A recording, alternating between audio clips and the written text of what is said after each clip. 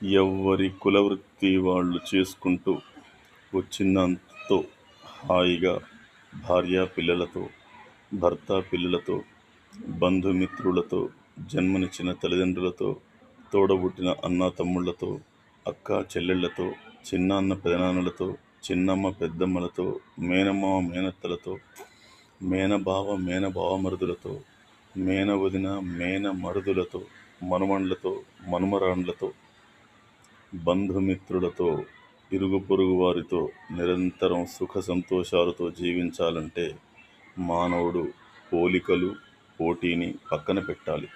ఎవ్వరితో పోటీ పెట్టుకోవద్దు, ఎవ్వరితో పోల్చుకోకూడదు, ఏమీ ఆలోచించకూడదు. వచ్చిన విద్యను ప్రదర్శిస్తూ వచ్చిన ధనాన్ని వినియోగించుకొని కలిగిందాంతో కడుపు నింపుకొని ప్రశాంతంగా జీవితం గడిపితే 100 సంవత్సరాలు ఆరోగ్యంగా